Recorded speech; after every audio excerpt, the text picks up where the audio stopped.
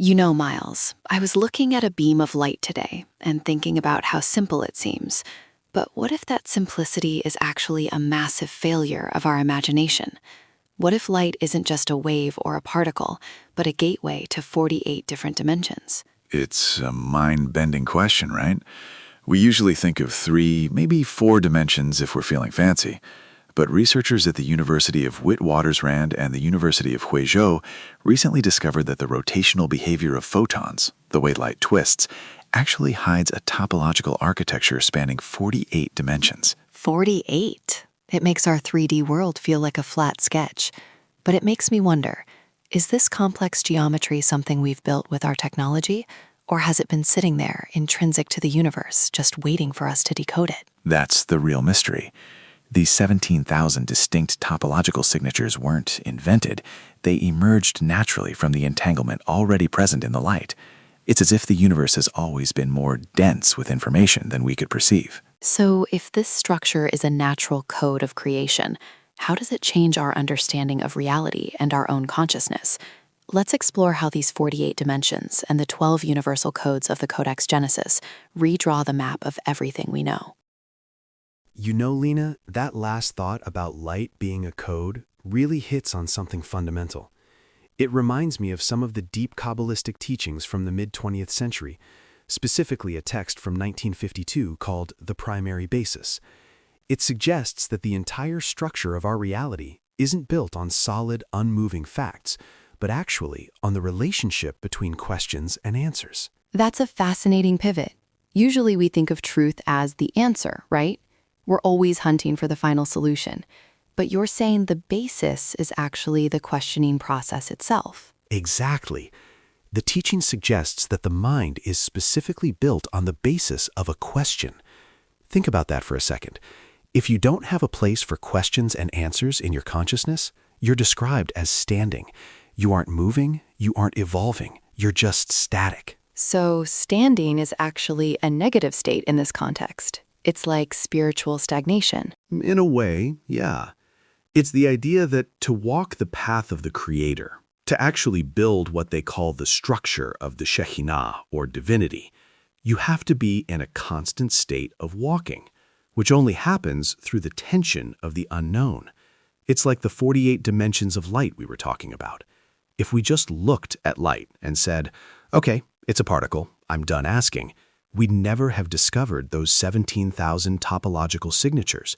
We'd be standing while the universe is dancing in 48 dimensions right in front of us.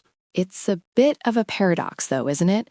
We want answers so we can feel secure, but the teaching says we need the obstacle of the question to actually grow. I've heard this mentioned before, the idea that you can't truly observe a law unless you've failed in it first. You nailed it.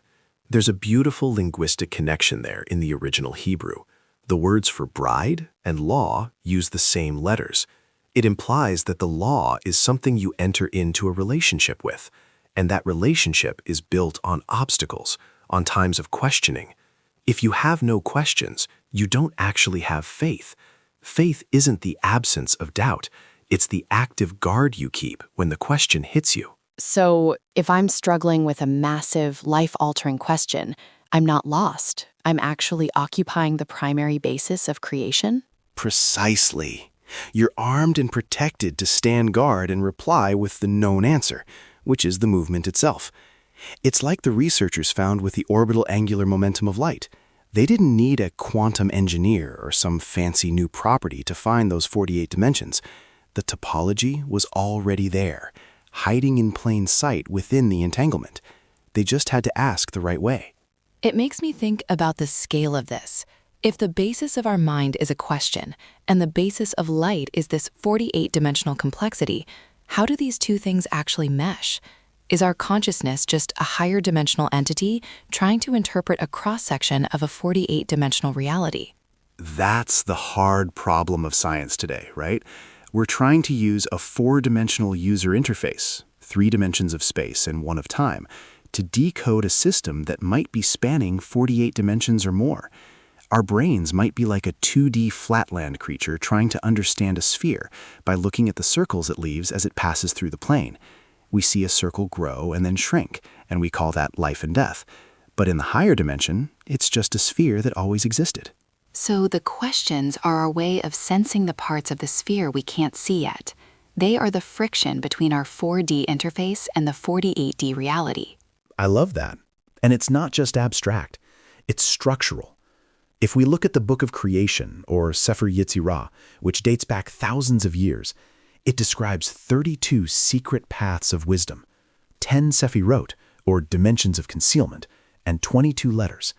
If you add those up, you get a framework for how the one becomes the many. Wait, 32 paths plus, where do the other dimensions come from? How do we get to 48? Well, if you look at the Gnostic esoteric models, they list exactly 48 laws that govern the microcosm, which is us, the human being. These 48 laws are both inside and outside of us. It's the as above, so below principle. Whether it's the 48 dimensions found in quantum light or the 48 laws governing the human soul, the number keeps appearing as a boundary of our local universe. It's like there's a blueprint. But if there's a blueprint, who or what is the architect? And why make it so complicated? Why not just stay at one? That's the ultimate question, Lena. And to answer it, we have to look at why the one would ever want to become two in the first place. It's not just about math. It's about desire. Okay, so we've got this 48-dimensional architecture, and we've got this idea that questions are the engine of our growth. But Miles, let's go deeper into the why. If everything starts as one, this perfect, unified singularity, why shatter that? Why go through the trouble of creating 48 dimensions, or 10 sephirot, or billions of separate human lives? It's the ultimate why, isn't it? Some traditions call it the tzimtzum, a divine contraction.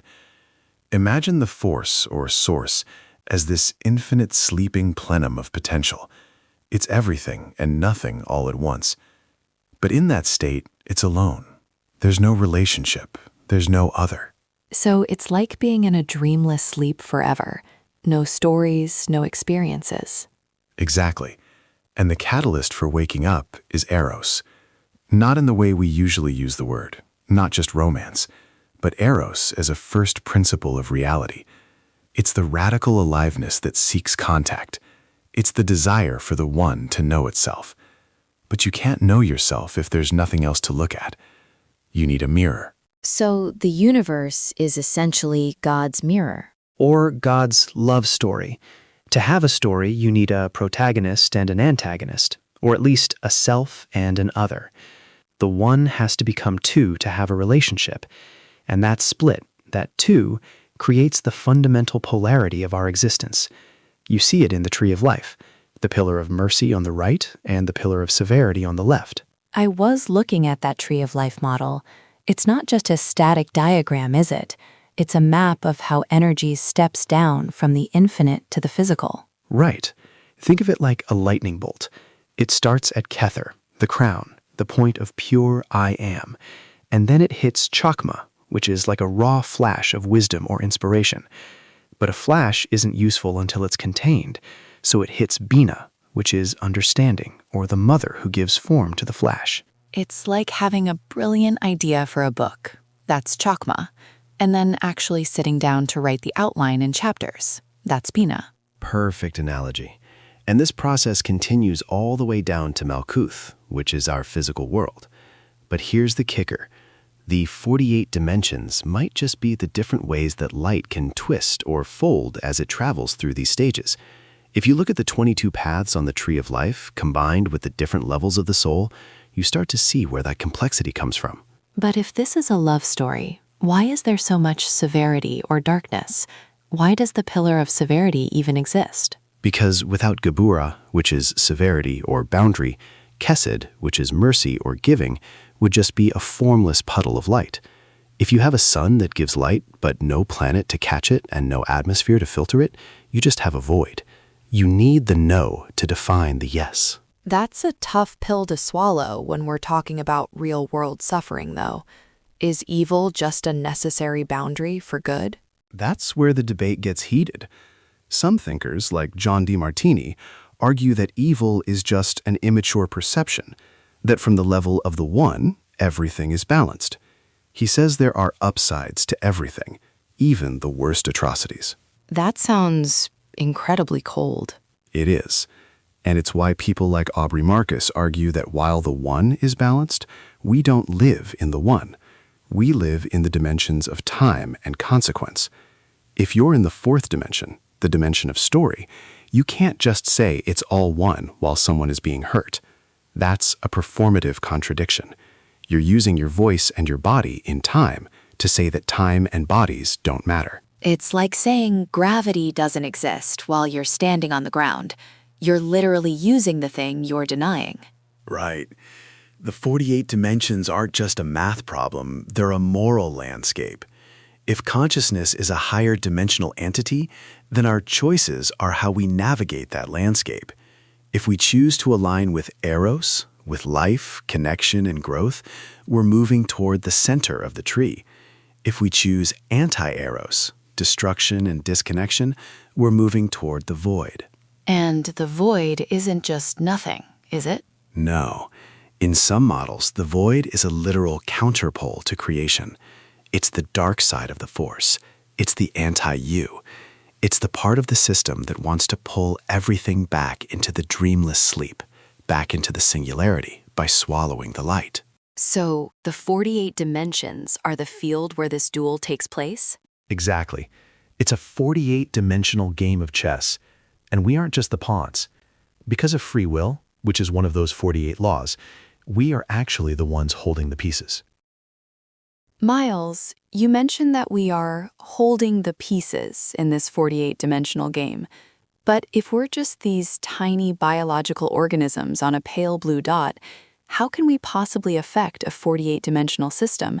It feels like an ant trying to play Grandmaster chess. It feels that way because we've been taught that we're separate from the system. But what if we're not just in the universe, but we're a functional part of it?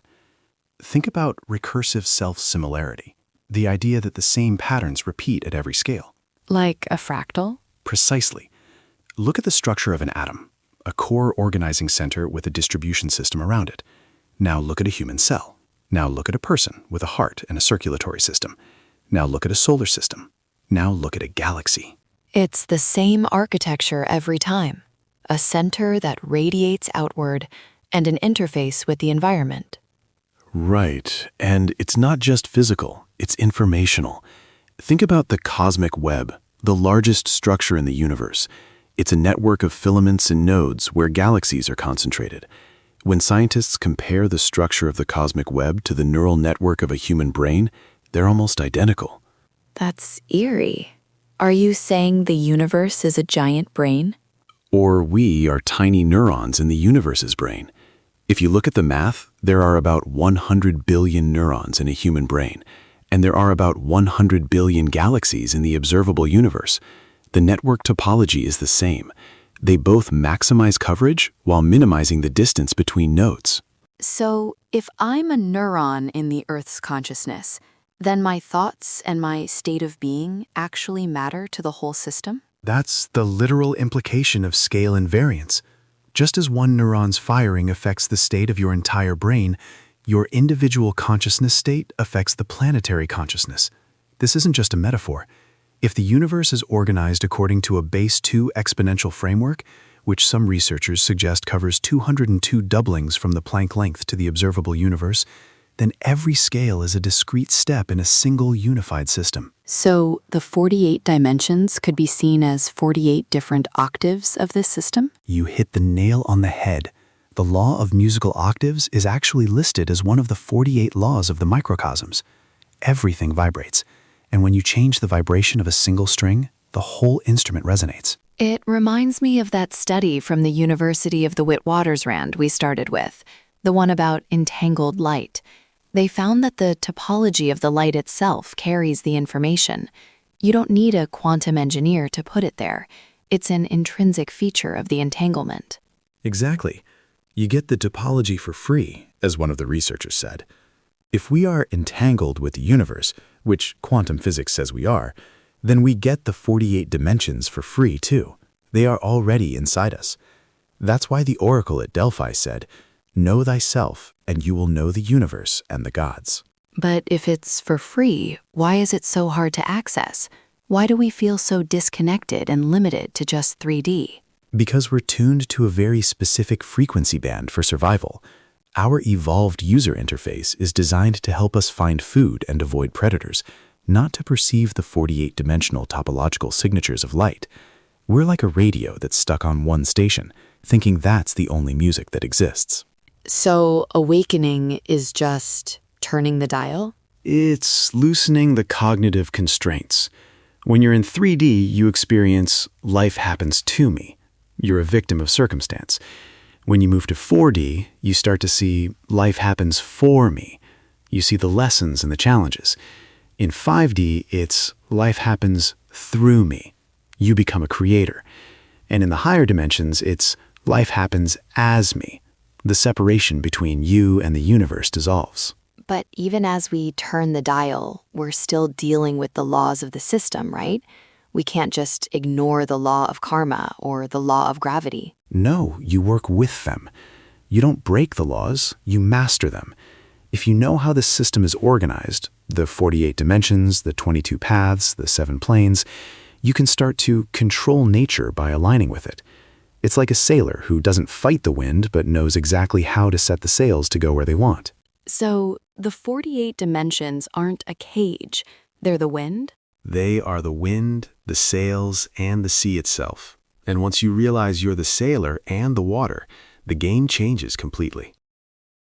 Miles, we've been talking about 48 dimensions as this broad landscape of laws and light, but I keep seeing these different number systems in the sources. Some talk about 12 dimensions, some talk about 7 planes, some talk about 9 dimensions of creation. How do they all fit together without contradicting each other? It's like looking at a mountain from different angles. One person sees a steep cliff, another sees a gentle slope, but it's the same mountain. The 12 dimensions of reality model is a common way to map the local system of soul evolution. Think of them as frequency bands on a radio. So if 3D is our physical world, the kingdom or Malkuth, what's the next step up? 4D is the astral realm. It's the realm of emotions and thought forms. It's where time starts to get fluid. You know how in dreams you can be in 2 places at once, or a whole year can pass in what feels like 5 minutes? That's 4D. It's like a sieve or a mesh of space-time. A sieve, like it filters things. Exactly. One source describes 4D as a dimension filled with noise, static noise. It's where all the things we let go or discard end up. As the soul moves from the density of 3D toward the unity of 5D, it has to pass through this 4D cleansing layer. You have to shed the cloaks of your wants, desires, and attachments. That sounds a bit like the purgatory idea, or maybe just a really intense therapy session. But what happens if you get stuck in the noise? Then you're caught in lower astral travel. You're wandering through the emotional residue of the collective human experience. It's where you find astral parasites, entities that feed on fear and drama. They don't have their own light, so they attach to your etheric blockages to drain your vital force.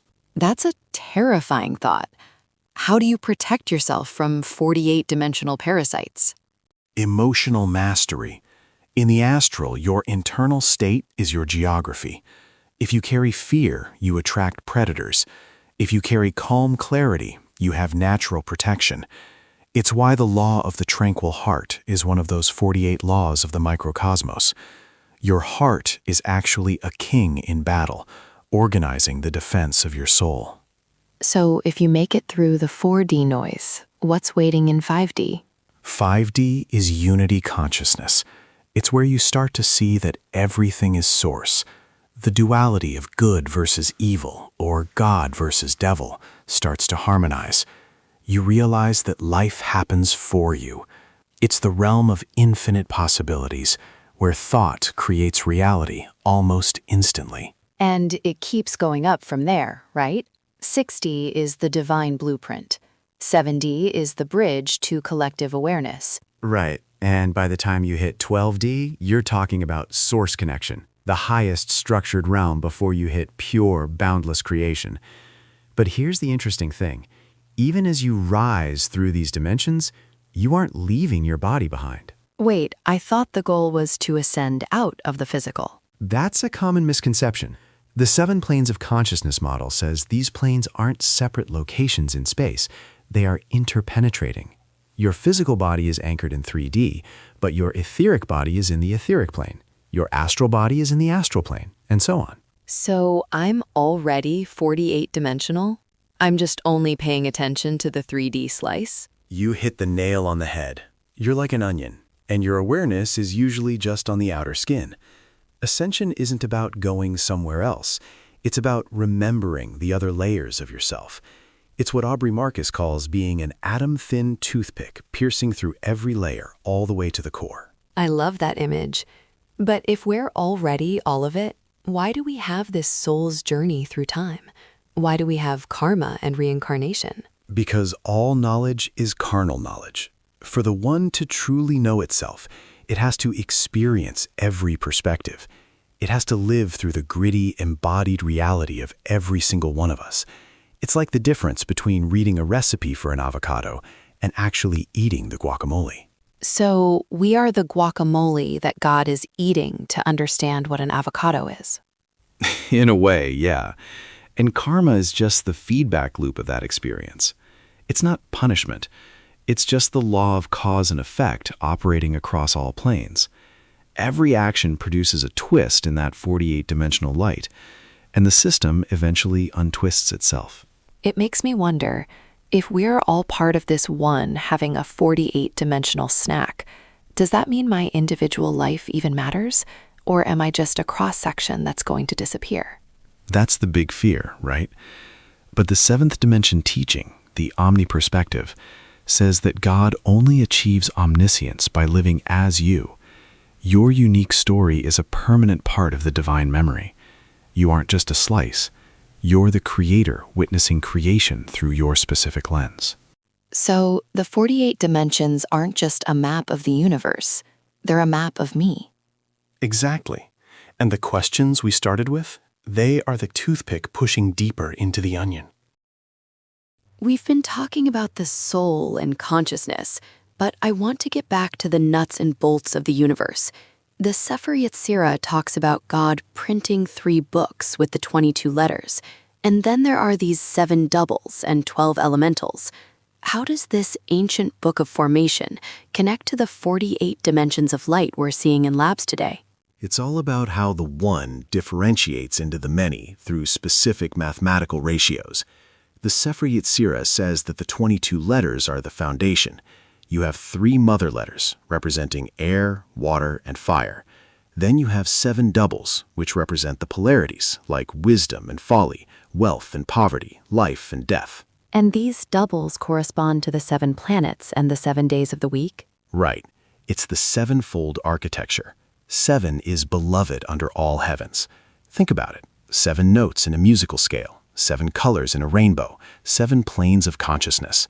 It's a hierarchy of vibration. So if the 7 doubles create this structure of soft and hard, what do the 12 elementals do? The 12 simple letters, or elementals, represent the 12 diagonal ribs that expand into infinity. They are the boundaries of the universe. They correspond to the 12 constellations of the zodiac, the 12 months, and even 12 parts of the human body, like the hands, the feet, the liver, the spleen. It's like the universe is a giant clockwork system where everything is bound one to another. 1 over 3, 3 over 7, 7 over 12. And if you add those up, 3 mothers, 7 doubles, 12 elementals, you get 22. But then you have the 10 sephirot of concealment. Now we're at 32. And if you keep looking at the hosts and hosts of hosts that branch off from these, you arrive at that 48 law structure that governs our local physical reality. It's fascinating how the number 48 keeps popping up. In the 1952 Shemati text, it says the primary basis is built on the question. And in the 2026 quantum study, they found 48 dimensions in the orbital angular momentum of light. It's like the hardware of the universe and the software of our mind are using the same code. Exactly. And the code is topology. The researchers found that entangled light can carry incredibly complex topological structures. Topology is the study of properties that don't change even if you stretch or bend an object. It's about the form of the connection, not just the pieces. So, love, or eros, could be seen as a topological connection between two souls? That's a brilliant way to put it. If entanglement is the basis of the 48 dimensions, then relationship is the fundamental property of the universe. The Sefer Yetzirah says that God revealed his secret to Abraham by binding the 22 letters to his tongue. It's the covenant of the tongue, the power to create reality through speech and connection. But there's a warning in the text too, right? Bridle your mouth from speaking and your heart from thinking, for the divine force is unattainable. Right. It's the paradox of the abyss. There's a point on the tree of life called Doth, or knowledge, that sits over a gap. To move from the manifest world, Chesed, Gebura, Tifereth, into the divine world, Kether, Chakma, Bina, you have to cross the abyss. And what happens there? The separate self has to dissolve. You have to let go of the I to become the one. It's what some traditions call crossing the threshold of the void. If you try to hold on to your ego, the noise of the 4D astral realm will tear you apart. But if you surrender, you find that the end is embedded in the beginning. Like a flame in a burning coal. Exactly. And that's why the 48 dimensions are so important. They aren't just extra space to put stuff. They are the alphabet we use to write our own story. The researchers at Witwatersrand said these dimensions offer a vast new alphabet for encoding quantum information. So if we learn the alphabet, we can start writing a more stable, less noisy reality? That's the goal of Tikkun, the repair of the world. We take the shattered vessels of our 3D experience and we return the disassembled parts to their place in the divinity by understanding the higher dimensional connections. It makes me think about faith again. Faith isn't just believing in something you can't see. It's the guard you keep, so you can stand guard and reply to the questions that the 48 dimensions are constantly asking us. And let this obstacle be under your hand. The obstacle is the only thing that makes the law real. Without the resistance of the 48 dimensions, we'd have no story. And without a story, God would still be asleep. Miles, we've covered some incredibly deep ground, from ancient Kabbalistic texts to cutting-edge quantum optics. But for someone listening who's stuck in their 3D daily grind, dealing with bills, stress, and feeling disconnected, how do they actually use this 48-dimensional map?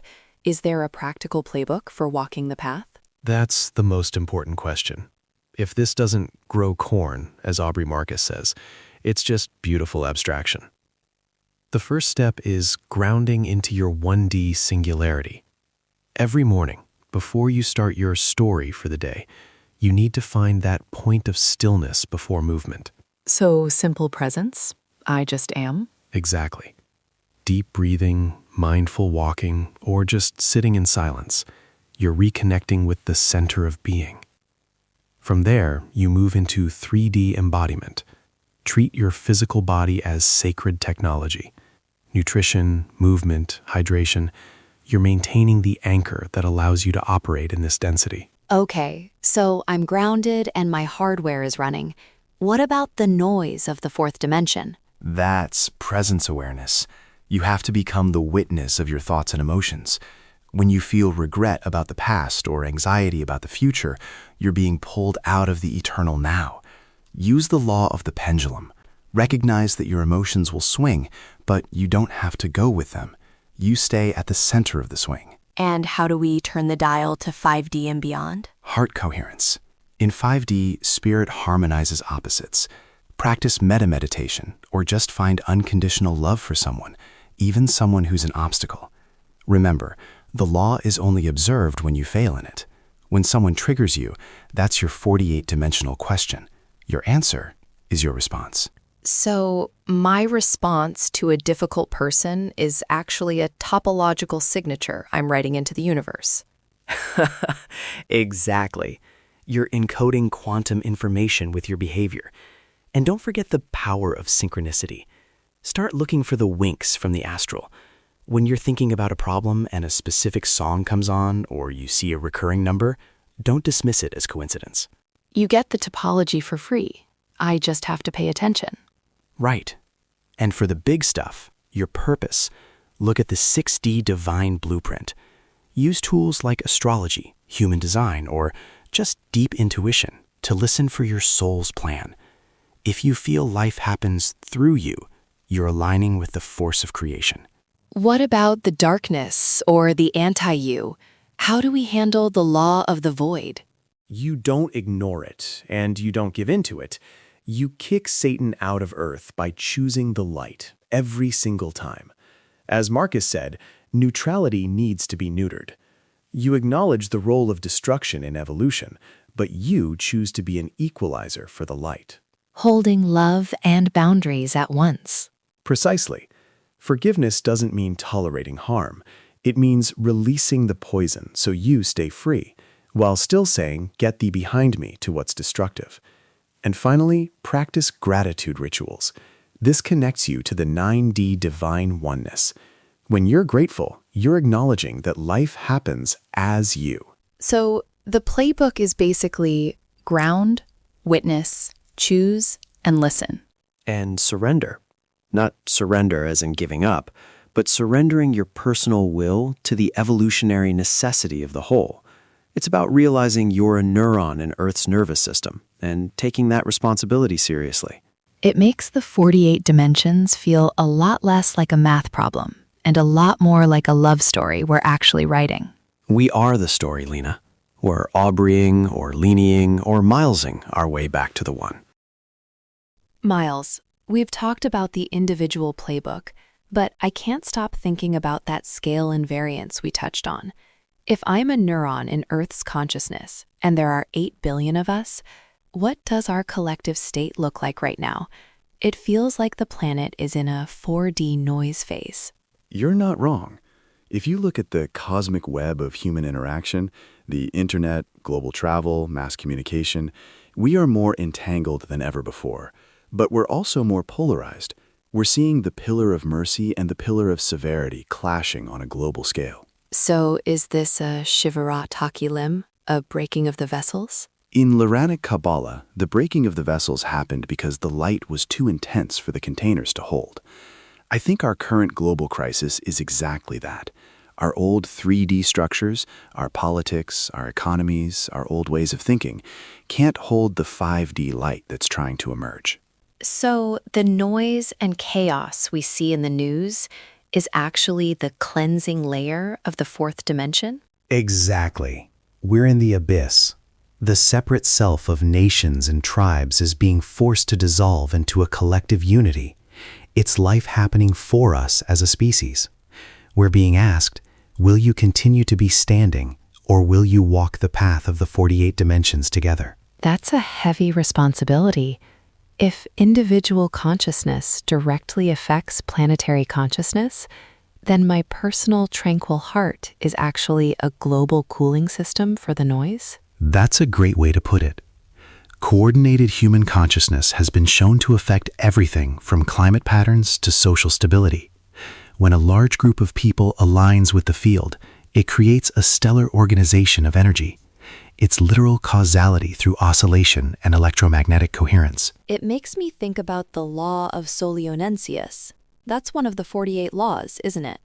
The idea that planetary influences can trigger mass movements or shifts in consciousness. Right. We aren't just influenced by our local environment. We're influenced by the planetary laws and the laws of the zodiac. But we have free will, Law 38. We can choose how we respond to those influences. We can use the heat of the moment to create metamorphosis, Law 44, instead of entropy, Law 17. So the goal isn't to save the world in a 3D sense, but to elevate the vibration of the whole 48-dimensional system. Exactly. We return the disassembled parts to their place in the divinity. Every time you choose collaboration over competition or empathy over judgment, you're helping to repair the vessels. You're moving the collective from Law 11, the law of falling, to Law 39, the law of sublimation or spiritual refinement. It's like we're all part of a global brain that's finally waking up to its own 48-dimensional nature. And it's not an accident. The Book of Creation says the world is like a king on his throne. The cycle in the year is like a king in the province, and the heart in the soul is like a king in battle. We are the kings of our own provinces, and our battle is for the light. I feel like I'm looking at the world with 48-dimensional glasses now. Everything is a filament, every person is a node, and every moment is an alphabet waiting to be spoken. And when Abram came, he looked, saw, understood, engraved, permuted, and carved, and he was successful. We have the same tools Abram had, the 22 letters, the 10 sephirot, and the 48 dimensions of light. The secret is already bound to our tongues. We just have to be brave enough to walk instead of stand. Exactly. The universe is a conscious whole, and it's waiting for us to join the dance. You know, Miles, as we're bringing all these pieces together, the 48 dimensions of light, the 48 laws of the microcosms, the 7 planes, the 12-dimensional radio frequencies, it feels like we've just mapped the most complex architecture in existence. But there's one phrase from the sources that keeps echoing in my head. The map is in you. The territory is you. It's the ultimate mind-blower, right? We look out there at the stars or down there at the quantum light and think we're looking at something separate. But nothing is purely external.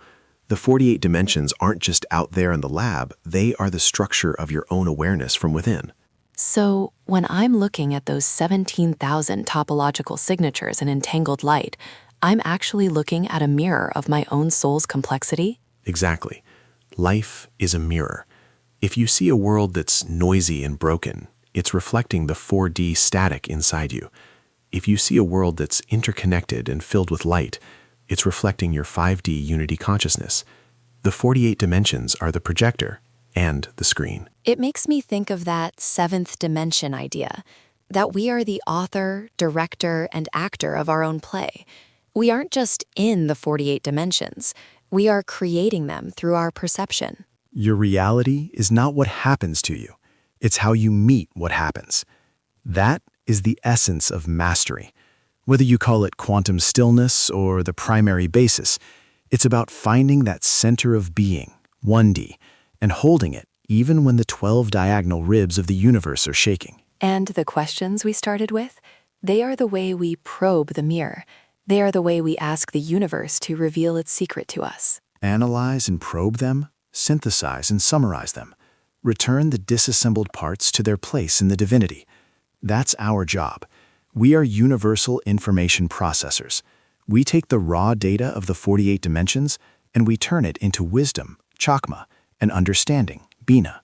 It's been an incredible journey today, Miles. I feel like we've gone from a simple beam of light to the very executive offices of the cosmos.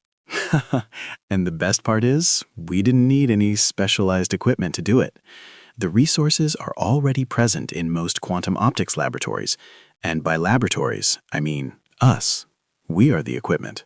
You get the topology for free. We just have to be willing to look, see, and understand. And love. Because in the end, if the one became 48 just to have a love story, then the highest vibration in any dimension is always going to be love. That's a beautiful place to end. Thank you so much for exploring this 48-dimensional rainbow with me today, Miles.